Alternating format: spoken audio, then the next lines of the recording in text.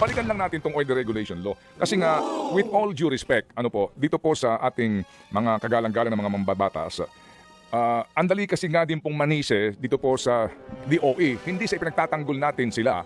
Andaling manise na wala kayong ginagawa. Hindi po ba? Na bakit nyo hinahayaan na yung presyo niyan na iniaalok ngayon, ang taas-taas pero ang kanilang binili na stock ay luma na. Ang tanong nga dito, ano ba ang provision ng batas? Hindi po ba? Mainam po halimbawa, merong provision po dito mga kapatid, no? The DOE shall monitor the refining and manufacturing process, etc. etc. Okay.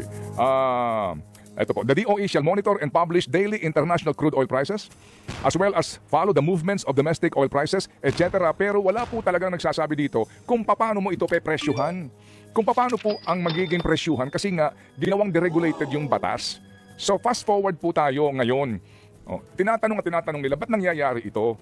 Hindi po ito unang nangyari ngayon. Noong pong pandemic, kung ating maaalala, gumawa pong aming programa ng 3 episode ng Think About It to explain this issue. Pati po yung sinasabi ng mga windfall profit na iyan. At noon po, naitampok na natin na noon in fairness, nagtangka na ang DOE na mag-regulate dito sa punto ng pagsiguro lamang na transparent yung presyuhan po per liter ng produktong petrolyo. At noon mga kapatid, umabot na naman po sa demandahan. And in this case, maaari mong sabihin na hindi lang po executive, kung executive po ang sisisihin, kung hindi po pati ang legislatura at hudikatura. Kasi ngayon, nanalo na po ang DOE sa RTC. Umabot po na Supreme Court doon sa paano ba hahawakan ng hukuman tong kasong ito. Kasi po, nagsabay-sabay sila ng demandahan. So kumbaga dumami nagdemanda kontra po sa memorandum ng DOE sa unbundling per liter ng presyo ng petrolyo. Tumagal and then na-refer back ng Supreme Court at ngayon pending sa Court of Appeals. Nakita po ninyo? Ang tagal na po ito. Ano ba issue po dito? Para mo malaman kung paano pinapresyohan yan, maging transparent ang mga oil companies na wala actually po sa provision ng oil deregulation law. Kaya nga po ngayon, in fairness naman po, talidin ang kamay ng ng DOE. Yung sinasabi na pinagtatanggol yung mga oil companies, pwede mong sabihin yun, nang ganun-ganun na lang, sa iyo lamang kutob. Hindi ba? Kasi nga, sinasabi nila na wala kaming control dyan Wala kaming magagawa dyan. Ba't yung hinahayaan naman na sila ay mag-umento na ngayon na old stock sila? Ang sagot ng DOE lagi dyan, kasi kapag naman sila hindi nag-komento, yung kanilang bibilhin baka mas mahal, so yung kanilang perang kakailanganin mas malaki, sasabihin naman ng senador, ibig sabihin, taong bayan na nag-aabono doon sa puhunan. Paano naman daw kapag bumaba at hindi sila bumaba din? Nakita mo, yung, di ba parang ang gulo, para bagang, hindi mo maintindihan na kapag bumaba yung presyo, hindi sila nagbaba, nag-maintain lang sila, ano naman sasabihin mo? Hindi, kasi pag bumababa sila, sentimo lang Pag nag-aumento, ang taas-taas. Ginawa nyo kasi ng deregulated at walang klaro kung aaralin nyo po mismo ang mismong provision ng batas. Pati nga po sinasabi po, pati po yung pagkakaroon po ng petroleum reserve, yung minimum inventory requirement, mga kapatid. Bottom line dito, mga kapatid, sa lahat po ng ating mga kagalang-galang ng mga mambabatas at sa ating pong mga tagapakinig, madali pong sabihin, na nagkukulang itong DOE. Okay. Pero kung nagkukulang sila, ano ang pwede nyo gawin? Di palakasin nyo poder nila. Tutuhanin nyo na yung amyenda sa oil regulation law. Di ba?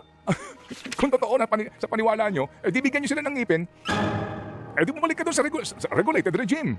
Sino ba nagpasa ng oil regulation law? Di Congress. Right? Sa adhikain daw na magkakaroon ng malawak na kompetisyon at pagandahan ng presyo pabor sa consumers.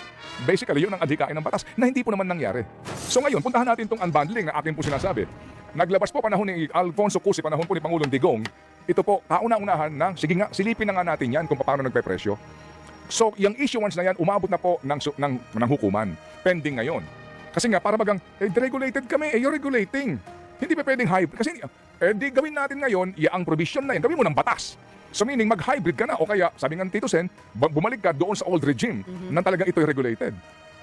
Hindi po yung, di ba, nung una, nung panahon ng pandemya, na-shock tayo, 76 per liter ang diesel. Hello! Nangyari na po sa atin sa kasaysayan po ng ating petrolyo. Pandemic time, nag-76, lahat tayo nagulat.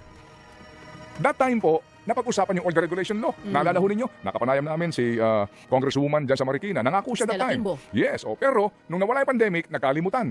So ngayon po, nandito tayo ngayon. At eto ho na naman, binabakbakan tong oil regulation law, pati DOE. Pagkatapos nito, pag humupa na ulit. Di po ba? Hindi na ulit pag-uusapan. I mean, with all due respect, di po ba? Kung gusto ho ninyo na mawala yung mga windfall na yan, kung gusto po ninyo na talaga namang, na ang DOE, siguraduhin, itong mga per liter na ito ay hindi po pinagkakitaan ng lubos-lubos, baguhin yung batas. Basically, yung po yun. Kasi kahit na magtumbling-tumbling ka dyan, bumalubaluktot ka dyan, tumihati-haya ka dyan, yan ang sinasabi sa batas eh. Basahin po natin. Powers and functions of the DOE and the DOE Secretary. Klarong-klaro po yan. Lahat po ng provision nandito po. At dyan sumasandal ang mga oil companies ngayon.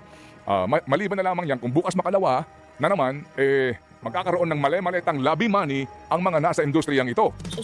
At muli, magkakalimutan tayo. Again, kung gusto ho ninyo na magkaroon ng reform at magkaalaman tayo, di baguhin yung batas at magpakatotoo po tayo sa provision ng batas. Kung sinasabi nyo na dapat may ganitong poder, sabihin nyo nasaan ang provision ng batas na yun ang poder na maaari pong sandalan ng mga taga-Department of Energy.